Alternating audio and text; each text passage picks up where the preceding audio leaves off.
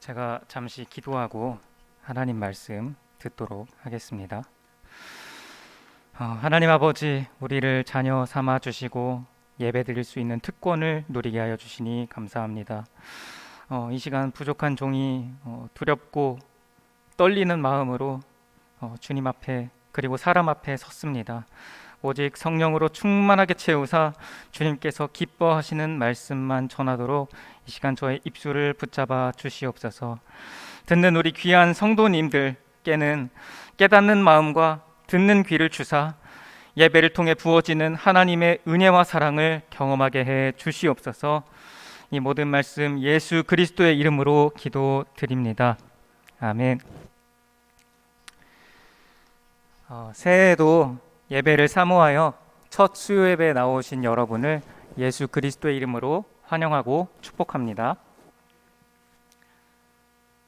때로는 내가 예배를 드리는 것이 손해처럼 느껴질 수도 있고 예배를 드리는 시간에 다른 걸 하는 게 낫겠다는 생각이 들 수도 있습니다.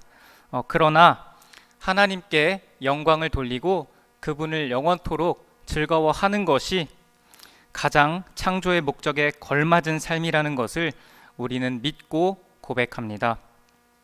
다시 말해서 예배드리는 삶이야말로 사람이 가장 사람답게 사는 삶이라는 것입니다.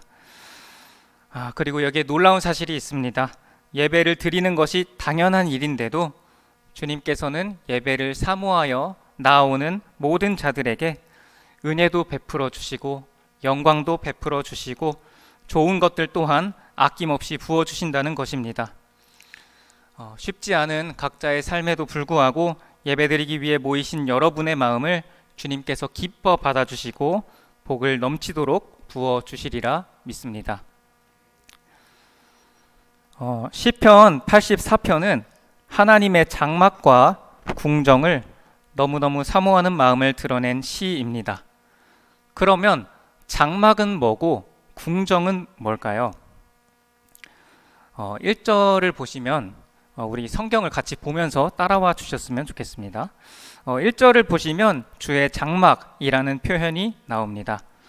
장막에 해당하는 히브리 단어의 뜻은 단순하게는 천막, 텐트인데요. 다르게는 언약궤로 번역이 되기도 합니다. 모세 시대에는 텐트를 쳐놓고 그 안에 언약궤를 두었는데 거기에 하나님께서 임재하셨잖아요. 그걸 생각한다면 주의 장막은 주님께서 임재하시는 곳, 바로 언약궤가 있는 곳인 예루살렘 성전을 의미한다고 볼 수 있습니다. 궁정이라는 표현은요 2절과 10절에 나오고 있는데요. 궁정에 해당하는 그 단어의 뜻은 안마당, 안뜰입니다. 2절에서는 여호와의 궁정, 10절에서는 주의 궁정이라고 표현되어 있기 때문에 이는 예루살렘 성전의 안뜰을 가리키는 말이라고 할 수 있습니다. 역시 성전을 의미하는 것이죠. 이뿐만이 아닙니다. 4절에 주의 집에 사는 자들은 복이 있다 라는 표현이 나오고 또 10절에 내가 하나님의 집 문지기로 있는 것이 더 좋다는 표현도 나오기 때문에 이 시는 아주 분명하게 예루살렘 성전을 사모하며 쓴 시라고 할 수 있습니다. 다음으로 이 시를 잘 이해하려면 배경에 대해서도 알아봐야겠죠. 아까 이 시가 예루살렘 성전을 사모하고 있는 그 마음을 드러내고 있다고 했습니다. 그러니 이 시가 쓰인 시기를 좁혀본다면 솔로몬 성전이 건재하던 솔로몬의 성전 건축으로부터 바벨론에 의한 성전 파괴, 즉 남유다가 멸망하기 전 그 사이에 이 시가 쓰인 것으로 추측할 수 있습니다. 추가로 학자들이 연구한 바에 의하면 이 시는 큰 명절에 참석하기 위해서 예루살렘으로 향하는 사람들이 부른 노래로 추정된다고 합니다. 그러면 명절에 예루살렘에는 왜 갔을까요? 네, 그렇죠. 제사를 드리러 가는 겁니다. 그러면 제사 드리러 왜 굳이 예루살렘까지 갔을까요? 그것은 예루살렘 성전이야말로 하나님께서 모든 지파 중에서 택하신 예배 장소였기 때문입니다. 여러분, 솔로몬 성전이 있던 시대에는 합법적으로 제사를 드릴 수 있는 곳이 오직 예루살렘 성전밖에 없었습니다. 하나님께서 그렇게 정하신 것이죠. 우리나라로 비유를 해서 말씀을 드리면 모든 한국의 기독교인들은 다 동인교회로 직접 와서 예배를 드려야 했다는 것이죠. 물론 하나님께서 이렇게 예루살렘에서만 예배를 드리게 하신 데는 합당한 이유가 있는데요. 시간 관계상 이 내용은 생략을 하도록 하겠습니다. 신약 시대에 와서는 예수님께서 이 산에서도 말고 예루살렘에서도 말고 너희가 아버지께 예배할 때가 이르리라, 그렇게 말씀을 하시면서 더 이상 우리가 예배의 장소에 얽매일 필요가 없다는 것을 알려주셨지만 솔로몬 성전 시대에는 예루살렘에서만 예배해야 했다는 것입니다. 그러니 예루살렘에서 먼 지역에 사는 사람들은 성전에 자주 방문할 수가 없었고요. 겨우 명절 때나 들를 수 있던 겁니다. 이런 배경을 이해한 상태에서 우리가 본문을 같이 살펴보면 좋겠습니다. 네, 구조를 살펴본다면 이 시는 4개의 단락으로 나눌 수 있습니다. 그 단락 부분 띄워주세요. 우선 첫째 단락인 찬양의 말 부분부터 살펴보겠습니다. 1, 2절에서 시인은 성전을 간절하게 사모하는 마음을 드러내고 있습니다. 만군의 여호와여, 주의 장막이 어찌 그리 사랑스러운지요. 내 영혼이 여호와의 궁정을 사모하여 쇠약함이여. 여기서 쇠약함이여로 번역된 단어는 다 써버리다, 끝나버리다, 심지어는 실신하다의 뜻을 가지고 있습니다. 그러니 2절은 시인이 성전을 사모하는 마음이 얼마나 큰지 자기 기운을 다 써버리고 더 이상의 소원이 없을 정도로 끝나버리고 더 나아가 실신할 정도까지 예배의 자리를 사랑한다는 것을 보여주고 있는 겁니다. 2절 뒷부분에 내 마음과 육체가 살아계시는 하나님께 부르짖나이다. 3절 나의 왕 나의 하나님 만군의 여호와여, 주의 제단에서 참새도 제 집을 얻고 제비도 새끼둘 보금자리를 얻었나이다. 이 구절에서 드러나는 하나님은 어떤 분이시죠? 왕이시고 신이시고 수많은 천사들을 군대로 거느리시는 절대적인 주권자 만군의 여호와시죠.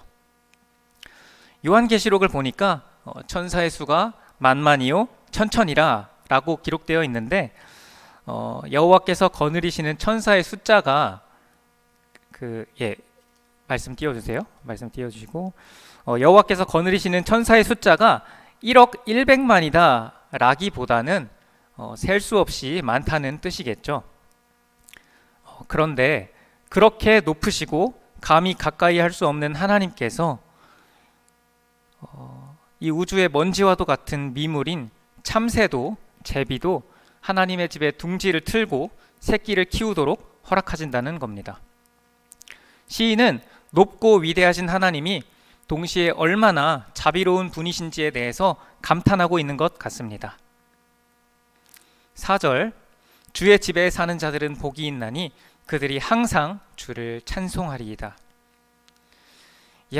이 하나님의 성전에 자주 들르는 제사장, 레위인, 예루살렘 주민들은 얼마나 좋을까? 주님을 항상 찬송할 수 있다니 얼마나 좋을까? 여기에 둥지를 틀고 사는 참새랑 제비도 내가 부럽구나. 이제 시인은 이런 말을 하고 있는 것 같습니다. 둘째 단락, 순례자의 여행 부분입니다. 아까 4절에서 주의 집에 사는 자들은 복이 있다 라고 했었죠. 여기서 복이 있다라는 말이 히브리어로 아슈레라고 하는데요. 4절도 5절도 둘 다 문장을 시작하는 첫 단어가 아슈레입니다. 첫째 단락은 주의 집에 사는 자들이 복되다 하면서 끝났는데 둘째 단락은 이러이러한 사람들이 복되다 라고 시작하는 것이죠. 소주제가 바뀌는 것입니다. 그러면 두 번째 단락에서 이야기하는 어떤 사람들이 과연 또 다른 복된 사람들일까요? 5절을 보시면 주님을 의지하여 힘을 얻는 자들, 그리고 시온을 향한 순례길, 즉 예배로 나아가는 길을 자기 마음에 두는 사람들이 복되다는 것입니다. 6절, 그들이 눈물 골짜기로 지나갈 때에, 여러분, 도대체 눈물 골짜기는 도대체 무엇을 이야기하는 것일까요? 원문에서 직역을 하면은 박하 골짜기라고 해석할 수 있는데요. 박하 골짜기, 이는 예루살렘 근처에 있는 실제 지명의 이름입니다. 북쪽 지파의 이스라엘 사람들이 예루살렘으로 가려면 이 골짜기를 지나가야 했다고 합니다. 그러면 이 골짜기 이름이 왜 박하 골짜기가 되었을까요? 아마도 이 골짜기에 발삼나무가 많이 자라서 박하 골짜기로 불린 것으로 추정됩니다. 발삼, 박하, 발음이 비슷하죠? 이 나무는 아주 건조한 지역에서 자라고요.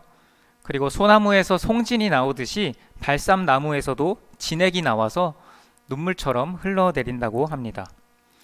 그래서 그런지 교회 역사상 아주 중요한 70인경에서부터 이 골짜기를 눈물 골짜기로 번역을 하고 있습니다. 다시 6절로 돌아가 볼까요? 그들이 눈물 골짜기로 지나갈 때에 그곳에 많은 샘이 있을 것이며, 원문에서 직역을 하면 예루살렘으로 향하는 그 순례자들이 그 골짜기를, 그 메마른 골짜기를 샘으로 변화시킨다라고 할 수 있습니다. 이어서 이른 비가 복을 채워주나이다. 직역하면 이른 비가 축복들로 축복이 되어서 그 골짜기를 덮는다는 의미입니다. 이른 비는 가을 비를 의미하는데요. 가을 추수가 끝난 후에 새로이 씨를 뿌리려면 이 가을 비가 와서 땅을 적시고 부드럽게 해줘야 한다고 합니다. 하나님의 은혜를 상징하는 비인 것이죠. 6절을 정리하면요, 예루살렘으로 가는 순례자들이 이 눈물 골짜기를 통과할 때에 이 건조한 골짜기가 샘으로 변화되고 가을 비가 축복으로서 이 골짜기를 적신다는 것입니다. 그냥 하늘로부터 복이 부어지는 그런 이미지로 보입니다. 7절 보겠습니다.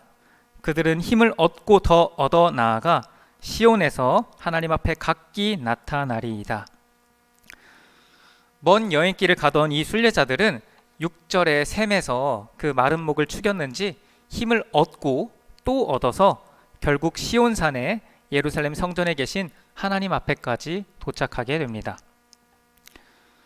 8절 9절은 셋째 단락으로서 왕을 위한 기도입니다. 성전까지 왔는데 기도해야겠죠. 8절, 만군의 하나님 여호와여, 저의 기도를 제발 좀 들어 주시옵소서. 우리 민족 이스라엘을 택하신 야곱의 하나님이여 귀를 기울이소서. 9절입니다. 우리 방패이신 하나님이여, 주께서 기름 부으신 자의 얼굴을 살펴보옵소서. 여기서 기름 부으신 자는 1차적으로는 시인이 살던 당시에 이스라엘 왕을 가리키는 것이죠. 시인은 지금 나라의 기둥과도 같은 왕을 보살펴달라고 기도하고 있는 것입니다. 마지막 단락인 넷째 단락입니다. 찬양의 말인데요. 아까 첫째 단락도 찬양의 말이었는데 마지막 단락도 찬양의 말입니다. 왜냐하면 시인이 여기서 수미상관 기법, 그러니까 시의 앞부분과 뒷부분에 비슷한 요소들을 배치해서 주제를 강조하고 있기 때문에 넷째 단락의 소주제도 우리가 찬양의 말로 볼 수 있는 것입니다. 10절 보겠습니다. 주의 궁정에서의 한 날이 다른 곳에서의 첫날보다 나은즉 악인의 장막에 사는 것보다 내 하나님의 성전 문지기로 있는 것이 좋사오니. 아멘. 아주 유명한 고백이죠. 이 구절이 앞부분과 어떻게 대응이 될까요? 아까 말씀드렸다시피 1절에서 시인은 주의 장막이 어찌 그리 사랑스러운지요? 라고 고백을 했습니다. 그런데 10절 뒷부분에서는 뭐라고 하고 있죠? 악인의 장막에 사는 것보다 성전 문지기가 낫다 라고 하고 있죠. 주의 장막은 좋고 악인의 장막은 싫다라는 내용이 대비되고 있습니다. 그뿐만이 아닙니다. 2절에서 시인은 여호와의 궁정을 너무너무 사모하는 자신의 마음을 표현했는데요. 여기 10절에도 마찬가지로 다른 곳에서 첫날을 지내는 것보다 주의 궁정에서 하루를 보내는 것이 더 낫다고 고백하고 있습니다. 여호와의 궁정과 주의 궁정이 대응이 되죠. 11절 여호와 하나님은 해요 방패이시라. 하나님을 방패로 표현한 것은 아까 9절에도 있었던 내용입니다. 시인은 11절에서 온 세상을 비추고 모든 만물에 따뜻함과 에너지를 주는 태양, 그리고 연약한 자를 보호해주는 방패를 들어서 하나님의 성품을 찬양하고 있습니다. 11절 뒷부분 여호와께서 은혜와 영화를 주시며 정직하게 행하는 자에게 좋은 것을 아끼지 아니하실 것임이니이다. 태양 같은 하나님께서는 은총도 주시고 영광도 주시고 참새와 제비에게 보금자리도 주셨습니다. 또 올바른 길로 걸어가는 사람, 흠없는 삶을 사는 사람에게 좋은 것도 아낌없이 베풀어 주십니다. 12절 만군의 여호와여 주께 의지하는 자, 다시 말해 주를 신뢰하는 자는 복이 있나이다. 1절이 만군의 여호와여로 시작한 것처럼 마지막 절에서도 만군의 여호와를 부르고 있습니다. 역시 수미상관이죠. 또 아까 첫째 단락에서는 주의 집에 사는 자들에게 복이 있다라고 했고요. 둘째 단락에서는 주께 힘을 얻는 자들, 그리고 예배로 나아가는 길을 마음에 두는 자들에게 복이 있다라고 했죠. 그리고 여기 마지막 단락에서는 주를 의지하는 자에게 복이 있다고 말씀하고 있습니다. 그래서 이 복 있는 자들에 대해서 그 개념이 단락별로 점점 대응되면서 확장되고 있는 것을 우리가 볼 수 있습니다. 정리하면 넷째 단락은 첫째 단락부터 셋째 단락까지 나온 요소들을 다시 한번 언급하면서 하나님을 사랑하고 예배의 자리를 사모한다는 것을 그 주제를 강조하고 있는 것입니다. 지금까지 우리가 본문을 꼼꼼하게 살펴보았는데요. 그렇다면 우리는 이 본문을 우리 삶에 어떻게 적용해야 할까요? 세 가지를 말씀드리고자 합니다. 첫째, 우리에게는 과연 하나님을 사랑하고 예배의 자리를 사모하는 마음이 있습니까? 오늘 본문의 시인은 성전을 어찌나 사모하는지 쇠약해질 정도였습니다. 기운을 다 써버리고 실신할 정도로 말입니다. 또 주의 궁정에서의 한 날이 다른 곳에서의 첫날보다 낫다고 고백했습니다. 물론 이 시인의 경우에는 아마도 성전에 자주 들를 수 없는 상황이었기 때문에 사모하는 마음이 더 커졌겠죠. 그러면 그런 점을 감안한다고 쳤을 때 우리 자신의 상태는 어떻습니까? 이 시인만큼은 아니더라도 정말 예배를 사모하고 계십니까? 솔직하게 말씀을 드리면 이 질문은 저 자신에게도 쉽지 않은 질문입니다. 그런데도 여러분께 이 질문을 드리는 것은 우리 모두가 각자 스스로를 돌아보기를 원하기 때문입니다. 만약 지금 여러분 안에 하나님을 사랑하고 예배를 사모하는 마음이 잘 보이지 않는 것 같다면 혹시나 내가 요한계시록의 에베소 교회처럼 처음 사랑을 버린 것은 아닌지 돌아봐야 할 것입니다. 요한계시록 2장 5절 주님께서 말씀을 하시는데 우리 한 목소리로 같이 읽어볼까요? 그러므로 어디서 떨어졌는지를 생각하고 회개하여 처음 행위를 가지라. 만일 그리하지 아니하고 회개하지 아니하면 내가 내게 가서 내 촛대를 그 자리에서 옮기리라. 아멘. 무서운 경고의 말씀입니다. 우리는 더러운 죄인인 나를 구원하기 위해 가장 소중한 자신의 아들을 십자가 형벌에 내어주신 하나님 아버지의 사랑과 은혜를 다시 기억하고 내 안에 주님을 향한 사랑을 회복시켜 달라고 기도해야 합니다. 둘째, 우리는 온전한 삶을 살아가야 합니다. 우리가 신자니까 당연히 그래야 하지요. 하지만 복을 받기 위해서라도 그렇게 해야 하는 것입니다. 아까 11절에서 말씀드렸듯이 여호와께서는 정직하게 행하는 자에게 좋은 것을 아끼지 아니하신다고 말씀하고 있지 않습니까? 물론 여기서 말하는 정직은 단순하게 거짓말을 안 하면 된다, 그 정도의 의미가 아니고요. 삶의 모든 영역에 있어서 올바르고 흠없게 온전하게 살아가는 것을 말합니다. 다시 말하면 성경 말씀대로 살아야 한다는 것이죠. 의문을 가지실 수도 있습니다. 우리가 복받는 것은 예수님을 믿어서 복받는 거 아닙니까? 행위가 아니라 믿음이 중요하죠. 하지만 이 말은 반만 맞는 말입니다.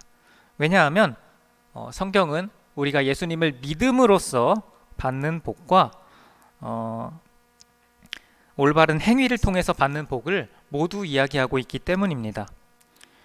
우리가 다윗의 자손이신 예수님을 우리의 구주로 믿으면 우리 또한 다윗 언약에 들어가서 다윗의 영원한 나라에 참여하게 됩니다. 그렇게 믿음으로 구원도 받고 은혜도 받고 복도 받습니다. 그런데 반대로요, 올바르게 행하면 복을 받고 죄를 지으면 벌을 받는다는 것 또한 성경 곳곳에 드러나 있습니다. 대표적으로 신명기 28장이나 잠언 말씀을 들 수 있죠. 하나님 말씀에 순종하면 무엇을 하든지 복을 받고 불순종하면 무엇을 하든지 저주를 받습니다. 오늘 말씀을 듣는 여러분은 이 두 가지 측면을 다 기억하시고 말씀대로 온전히 살아내셔서 하나님께서 좋은 것을 아낌없이 부어주시는 그런 인생 사시기를 예수님의 이름으로 축복합니다. 셋째로는 예배를 사모하며 예배드리기 위해 어떤 어려움도 마다하지 않는 사람은 하나님의 도우심과 은혜와 복을 받을 것이라는 사실입니다. 여러분, 이스라엘 각 지파에서 예루살렘까지 가는 길은 결코 쉬운 길이 아니었습니다. 만약 우리가 예수님과 제자들처럼 갈릴리에서 예루살렘까지 걸어간다고 하면요, 계산 방법에 따라서 약간 차이가 있긴 하지만 편도로만 150km 되는 거리를 걸어야 했다고 합니다. 우리나라 육군 기준으로는 보통 하루를 날 잡아서 이제 신병들에게는 20km 그리고 그 외의 병사들에게는 40km 행군을 시키는데요. 예루살렘으로 가는 순례자들이 전부 군인들이지는 않았겠죠.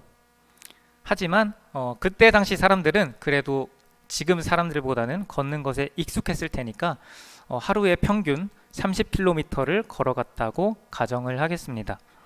그런데 그렇게 간다고 해도 5일 내내 걸어가야 비로소 도착할 정도로 먼 길을 가야 했다는 것입니다. 그렇게 계속 걷다 보면 무릎이 아플 수도 있고 발에 물집이 잡혀 쓰라릴 수도 있었겠죠. 또 순례자들은 맨몸으로 가는 것이 아니고 식량과 마실 물을 이고지고 가야 했습니다. 물론 희생제물로 소를 끌고 갔다면 소에다가 짐을 실을 수도 있었겠지만 서민들에게는 어려운 일이었죠. 제멋대로 자기 길을 가려 하는 양이나 비둘기 같은 것은 오히려 짐이 됐을 것 같습니다. 그리고 예루살렘까지 가는 길이 지금 우리나라처럼 치안이 좋았을까요? 산을 넘고 골짜기를 통과하다 보면 사나운 짐승을 만날 수도 있었고 산적이나 강도들을 만날 수도 있었습니다. 마냥 안전하다고 할 수 없는 길이었다는 것이죠. 적당한 여관을 찾지 못하면 천막을 치고 자야 할 수도 있고 씻는 것도 편하지 않았을 것입니다. 집 떠나면 고생이다 라는 속담이 괜히 있는 것이 아니죠.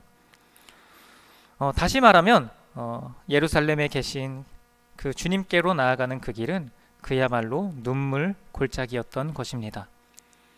고난과 위험과 불편함과 시련을 감내해야 하는 눈물 나는 길이었던 것이죠. 그러나 놀라운 것은 그 바짝 마른 건조한 골짜기에도 순례자들의 마른 목을 축일 샘이 솟아오른다는 것입니다. 농사를 위해 꼭 필요한 가을비가 축복이 되어 그 골짜기를 덮는다는 것입니다. 순례자들은 그 물을 마시고 힘을 얻고 힘을 또 얻어 예루살렘까지 능히 간다는 것입니다. 마치 엘리야가 모든 것을 포기하고 로뎀나무 아래 잠들었을 때 천사가 주는 떡과 물을 먹고 호렙산까지 갈 힘을 얻었던 것처럼 말입니다. 어찌 보면 우리의 인생이 거룩한 성 새 예루살렘, 즉 천국을 향해 가는 순례길이라고 할 수 있을 것입니다.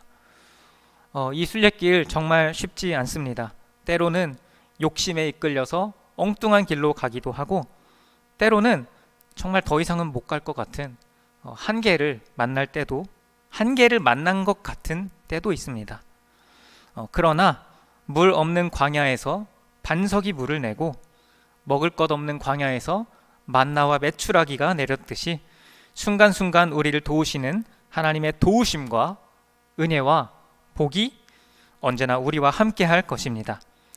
이 순례길을 능히 완주할 수 있도록 주님께서 도우실 것입니다. 비록 우리가 지나가는 곳이 사망의 음침한 골짜기라 하더라도 머지않아 열매가 맺히고 웃음소리가 넘쳐날 것입니다.